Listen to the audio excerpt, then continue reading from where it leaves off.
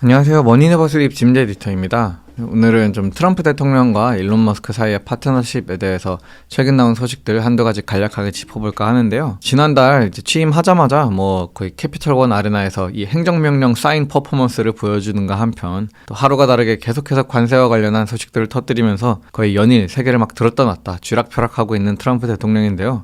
역시 스트롱맨이라는 어떤 그 별명답게 정말 파격적인 행보를 계속해서 보여주고 있습니다. 그런 가운데 만약에 이 세상에 이 스트롱맨의 마음을 유일하게 좀 말랑말랑하게 만들 수 있는 인물이 있다라고 하면은 그것은 아무래도 바로 일론 머스크이지 않을까 싶은데요. 선거운동 때부터 트럼프를 적극적으로 지지해오기도 했고 그런 만큼 현재에 이르러서는 트럼프와의 이 우정을 바탕으로 대단히 막대한 정치적 영향력을 행사하고 있는 그런 인물이죠. 최근에는 이 백악관에 자신의 아들을 데리고 가기도 하면서 또 많은 화제를 불러일으키기도 했는데요. 이 백악관 집무실에서 막 아들이 코도 파고 하품도 하고 그런 모습들이 포착이 되면서 이거 정말 무소불위의 권력을 누리고 있는 거 아니냐 그런 이야기들이 많이 나오고 있습니다. 오죽하면은 타임지에서도 일론 머스크를 그가 대통령 집무실 책상 뒤에 앉아있는 모습으로 표지를 냈을 정도로 사실상 제2의 대통령이 아니냐 이런 이야기들까지도 나오고 있죠. 그런데 이 머스크와 트럼프 사이의 우정 참으로 기묘한 것이 분명 일론 머스크가 많은 정치적 영향력을 행사하고 있는 것은 사실이지만 그것이 일론 머스크에게 있어서 좀 우호적인 사업 환경을 조성해 주는가? 라고 물어보면은 그것은 또 아닌 것 같아 보이기 때문에 그렇습니다. 이것은 이전부터도 여러 차례 지적되었던 부분이죠. 트럼프 대통령은 전기차 의무화에 대해서 반대 의견을 여러 차례 표명해 왔습니다. 이 각종 세금 혜택이나 이런 보조금들 다 없앨 것이다 라는 이야기도 여러 차례 했었죠. 대표적으로 저희 영상에서도 자주 언급드렸던 이 IRA와 규제 크레딧과 관련한 부분들에 있어서 이 인플레이션 감축법 같은 경우는 그 전기차 구매자로 하여금 세액공제를 받을 수 있게 하는 구매자의 수요를 견인을 하는 수단이고 규제 크레딧의 경우는 이제 테슬라가 내연기관 기업들에게 규제 크레딧을 판매함으로써 더 높은 수익을 얻을 수 있게 하는 그런 수익 방법들인데 이 두 가지 모두에 대해서 트럼프는 이거를 축소하거나 없애겠다라는 입장이니까요. IRA는 철폐에 대해서 너무 많이 이야기를 했었고 이 탄소 배출 기준에 대해서도 이걸 완화하여서 내연기관 차량 생산자들이나 이 가스 석유 기업들이 좀 우호적인 산업 환경을 만들어줄 것이라고 이야기를 하고 있죠. 실제로 당장부터도 미국에서 중국산 배터리 소재를 사용하는 기업들의 보조금이 제한되는 그런 법안이 추진이 되고 있는데요. 이 법안이 통과되게 되면은 테슬라는 LFP 배터리의 대부분을 중국 업체에 의존하고 있기 때문에 상당히 타격을 입을 수 있습니다. 흑연이나 리튬 역시 중국산 원자재에 대한 의존도가 높은 상황이기도 하고요. 이외에도 또 바이든 행정부가 추진했었던 이 전기차 충전 인프라 보급을 위해 고속도로에다가 충전소를 더 많이 짓겠다 하는 사업도 트럼프 행정부가 바로 철폐를 해버렸습니다. 이런 전기차 산업에 타격을 입힐 수 있을 것 같은 그런 정책들을 거듭해서 추진하고 있는 트럼프 행정부인데요. 이것을 놓고 일론 머스크는 이와 같은 특히 IRA 철폐 같은 것이 장기적으로는 오히려 테슬라에게 도움이 될 거다. 테슬라에게도 단기적 타격은 있겠지만 당장 적자 구간에 머무르고 있는 다른 전기차 스타트업들이나 레거시 자동차 기업들의 전기차 사업부에는 더더욱 재앙적으로 작용할 거다. 이런 식의 입장을 보여주고 있기는 하지만 사실 그렇다고 해서 이게 100% 다 만족스러운 어떤 방향이냐라고 물어보면 고개를 약간 갸우뚱하게 되는 것도 사실입니다. 어쨌든 이 전기차 산업에서 가장 큰 플레이어는 테슬라고 전기차 산업에 대한 수혜를 계속해서 없애면 없앨수록 규모적으로 가장 큰 타격을 입을 기업은 당연히 테슬라이니까요. 그런데 최근 들어서 이런 부분에서 좀 몇 가지 재밌는 소식이 나왔습니다.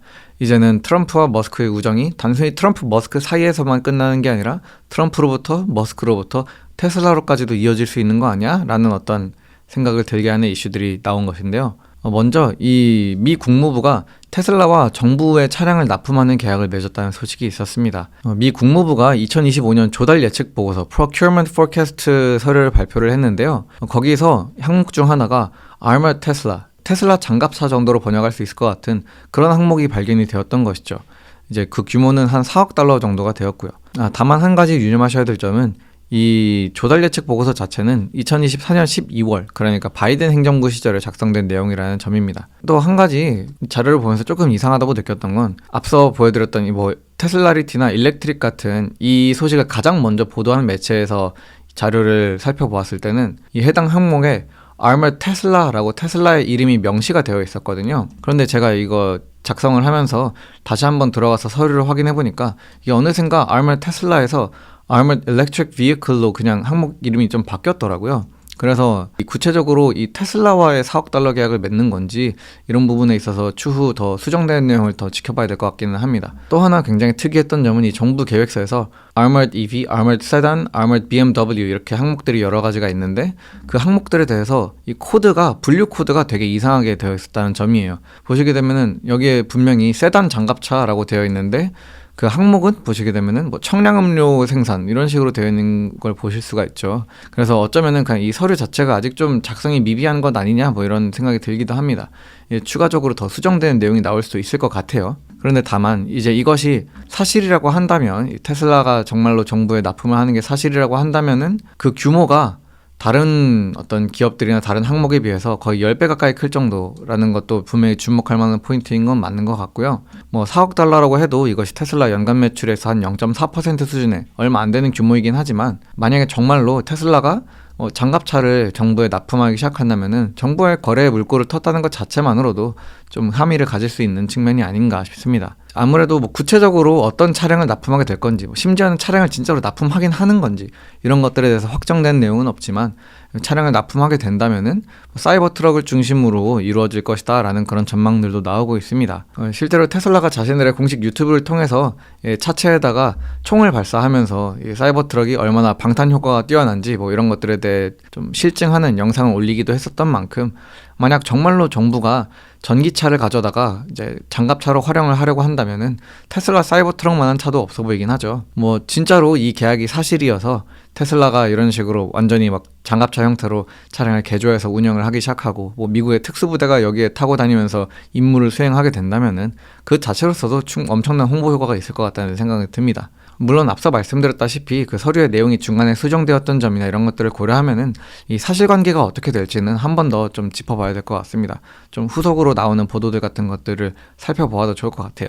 또 한 가지 최근에 나온 이슈 중에 테슬라에게 있어서 좀 유리한 환경이 조성된 것 아니냐 싶었던 것 중 하나는 바로 자율주행 규제에 대한 부분이었습니다. 안녕하세요. 머니네버슬립 짐즈 에디터입니다. 다가오는 2월 19일 머니네버슬립에서 ETF 투자자분들을 위한 머니네버슬립 ETF 아카데미를 준비했습니다. 2025년 ETF 투자 트렌드와 미국 고배당 ETF 투자 전략, 그리고 ETF를 활용한 절세계좌 투자법까지 단 3시간 만에 딱 선착순 60명만 모집하고 있는데요. 자세한 내용은 하단 고정 댓글을 확인해주세요. 이 기사 자체는 지난해 11월에 나온 보도입니다. 블룸버그에서 트럼프 당선 이후 트럼프 인수위가 이런 자율주행 규제 완화를 준비하고 있다라는 내용이 보도를 됐었던 것이죠.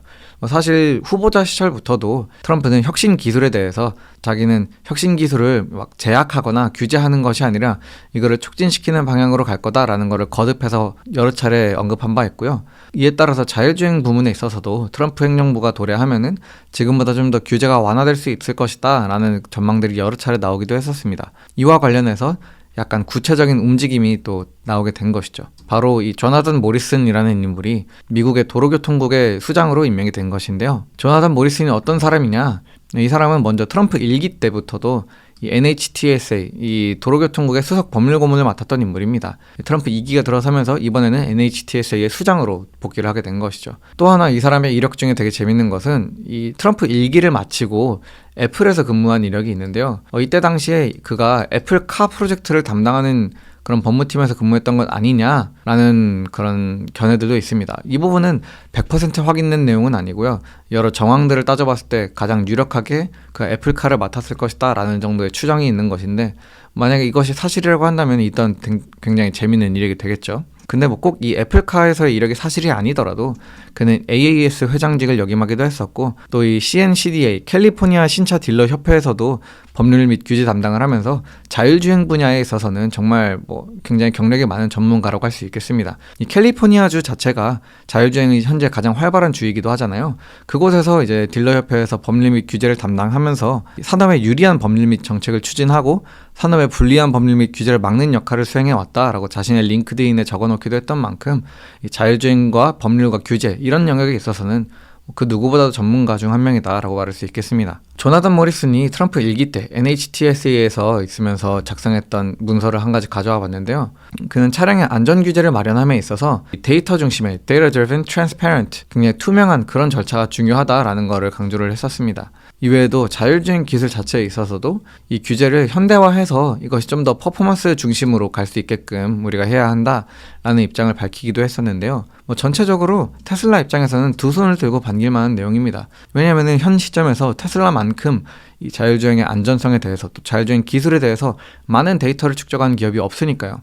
지금 보시는 것은 FSD 트래커라고 해서 테슬라 자율주행을 활용하는 운전자들의 이 자율주행 기록을 한 곳에다가 모아놓은 그런 데이터베이스인데요. 최근으로 오면 올수록 이 FSD 버전이 발전하면 할수록 지속적으로 그 운전자 개입 없이 주행이 완료되는 비율이 높아지는 것을 보실 수가 있습니다. 지금에 와서는 거의 대부분의 주행이 완전히 운전자 개입 없이 이루어지고 있고, 특히 FSD 버전 13으로 업데이트가 되면서 이 P2P, 파킹랏에서 파킹랏, 주차장에서 주차장까지 단 한 번의 개입도 없이 이 차량이 스스로를 주행해서 가는 그런 경우들을 또 시연 영상들을 통해서도 많이 만나볼 수 있게 되었죠. 이런 점들을 고려하면은 전반적으로 자율주행에 좀 우호적인 인물이 NHTSA의 수장으로 임명이 되었고, 특히 자율주행 데이터를 막대하게 축적하고 있는 테슬라 입장에서는 이 모리슨의 데이터 중심의 규제 마련에 대한 어떤 기조가 상당히 좀 긍정적으로 작용할 수 있다라는 정도로 볼 수 있겠습니다. 특히 테슬라는 올해 6월에 이제 사이버캡을 출시를 예정을 하고 있는데요. 일론 머스크도 지속적으로 이제 supervised FSD에서 unsupervised FSD, 인간의 관리 감독이 없는 완전한 자율주행을 곧 도입할 것이다, 이런 것들을 여러 차례 강조하기도 했던 만큼 이 부분에 있어서 규제적인 측면에 대한 준비도 어떻게 이루어질 수 있을지 좀 주목해보면 좋을 것 같습니다. 네, 오늘은 이렇게 일론 머스크와 도널드 트럼프 사이의 관계가 또 테슬라에게까지 어떤 영향을 미칠 수 있을지, 이와 관련해서 최근 나온 몇 가지 이슈들을 살펴봤는데요. 워낙에 두 사람 다 이슈성이 굉장히 강한 인물들이기도 하고, 또 하루가 다르게 이 두 사람의 입을 통해서 새로운 소식들이 전해지고 있기도 한 만큼 앞으로 또 어떤 소식들이 있을지 유심히 살펴보면 좋을 것 같습니다.